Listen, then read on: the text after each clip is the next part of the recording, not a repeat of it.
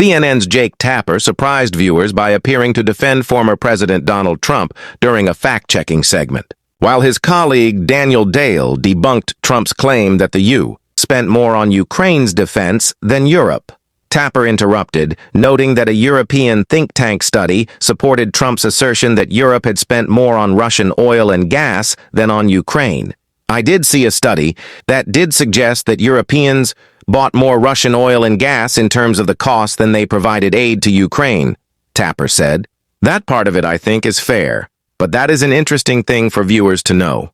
Trump used his speech before Congress to outline his vision for peace in Ukraine and the Middle East while reversing key Biden administration policies. In a dramatic shift, he froze U.S. military aid to Ukraine, ending years of American support against Russia. Once one of Trump's harshest critics, Tapper now seems more neutral. Reacting to Trump's speech, he said, "You can really sense Republicans with a pep in their step and Democrats rather demoralized." Tapper is also set to release a book on Democrats' efforts to cover up President Joe Biden's declining health, signaling further scrutiny of the party. Trump's 1-hour, 39-minute speech was the longest annual address to Congress, surpassing Bill Clinton's 1-hour, 28-minute record. During the speech, Trump vowed swift and unrelenting action to boost the economy.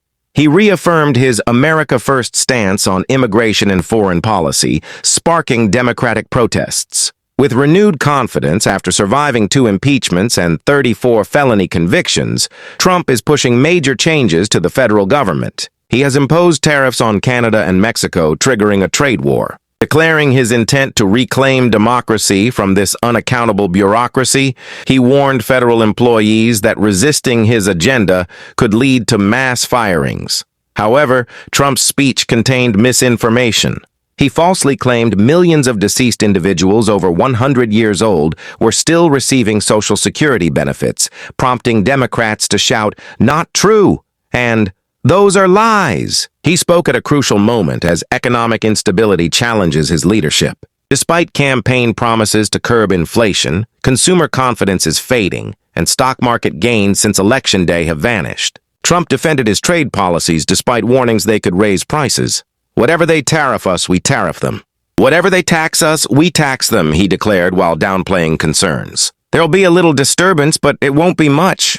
Analysis undermines Trump's mandate claims amid plummeting poll numbers. During his TICA 2025 State of the Union's address on March 4, President Donald Trump reiterated his assertion that he holds a huge mandate for his policies. However, a closer look at the election data contradicts this narrative. Trump and his allies continued to describe his victory over then Vice President Kamala Harris in the 2024 election as historic and a landslide. Yet the numbers tell a different story. Trump's 1.5% as popular vote margin pales in comparison to true landslide victories, such as Ronald Reagan's 18% in margin over the Walter Mondale in 1984 with V525 electoral votes, or Franklin Delano Roosevelt's 18% win in 1932 over Herbert Hoover, where FDR secured 472 electoral votes to Hoover's 59. On later March 5th, Mother Jones's Michael Mechanic published a scathing critique, dismantling Trump's exaggerated claims. During his speech, Mechanic writes, Trump absurdly declared, "This was a mandate like has not been seen in many decades." However, Mechanic argues that Trump and his allies are stretching the mandate concept to outlandish extremes. In fact, Trump won less than half of the popular vote. Mechanic notes, emphasizing that, given the turnout, that amounts to less than 1/3 of registered voters. He further highlights that Trump's victory margin was the tightest since 2000 and the 4th tightest since 1940. Additionally, many of Trump's policies remain deeply unpopular, further undermining his claims of a mandate. Mechanic cites polling that shows solid majorities, opposing key Trump initiatives, including tariff plans, a birthright citizenship ban, withdrawal from the Paris climate deal, January 6 pardons, and even, the renaming of the Gulf of Mexico. People hated that, Mechanic writes. Even among Trump's own supporters, opposition remained high. 58% found it unacceptable for him to impose loyalty tests on federal workers, and 57% opposed pardoning friends or supporters convicted of crimes. Meanwhile, Terry Royd, a political science professor at the University of Alabama, also challenges Trump's claim to a mandate. In the U.S., usually claiming a mandate is done when a victory has been particularly large, Royd tells Mother Jones. Trump's popular vote margin was not large. Despite Trump's insistence, both historical context and public opinion paint a far less commanding picture of his electoral standing. Conservative critic dismisses Trump's premature victory speech. Donald Trump's address to Congress on Tuesday night may have energized his MAGA supporters and Republican attendees, but not all conservatives are convinced. Veteran National Review columnist Jim Girardi cautioned that the president was celebrating too soon, given the economy's ongoing struggles and the looming threat of recession.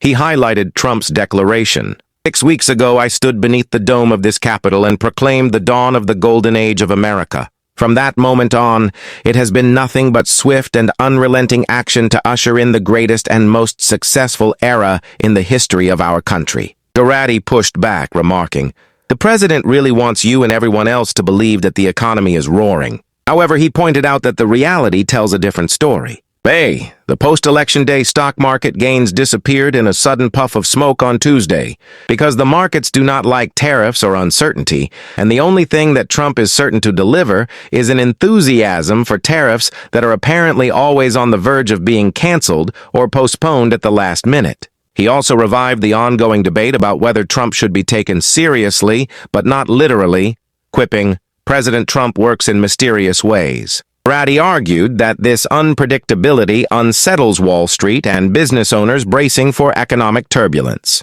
He also took a swipe at Trump's stance on inflation. Do you remember the Trump or Republican campaign message on inflation last year being, "If I have to pay a little bit more for something, I'm all for it"? No, I don't either.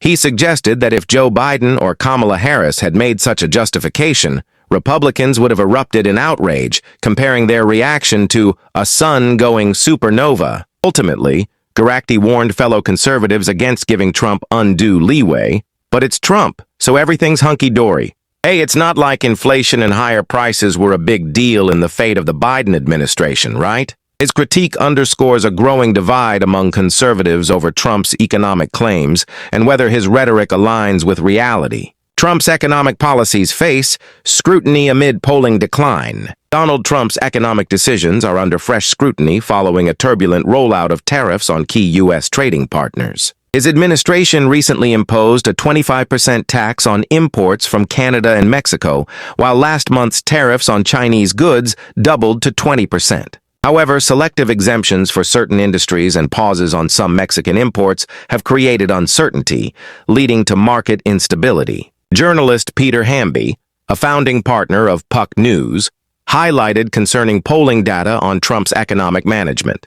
Sometimes when you look under the hood of polling data, you get leading indicators of approval and disapproval. Only 31% of Americans in a recent Reuters poll think Trump is doing enough to handle the cost of living, Hamby noted. Even among Republicans, only 62% approve of how he's handling the cost of living. That's not a good number among Republicans. Despite campaigning on economic strength, Trump has not delivered lower costs, and business owners worry about the impact of tariffs. Hamby observed a broader decline in support, particularly among young voters. His numbers are down from just a couple of weeks ago on handling the economy. I wrote a piece about young voters. He won young men for the first time in 2 decades in 2024. But John Della Volpe's polling found that his support on the economy has dropped 14 points among young men between January and February. Hamby also pointed out an interesting shift in Trump's public perception. His job approval is ticking down by a couple of points, but his personal favorability has actually gone up slightly since the inauguration. That suggests some voters are still giving him a bit of goodwill, hoping things will improve. But when you drill down into specific issues, Ukraine, the economy, tariffs, he's not doing so well. Consumer confidence has taken a hit, with Americans increasingly feeling the impact of economic policy shifts. Only 60% of Americans actually own stocks, Hamby added. Most people will start feeling this at Target, Walmart, Best Buy, Chipotle, the gas station, or the grocery store. They're already feeling it, and consumer confidence has dropped for the first time since last year.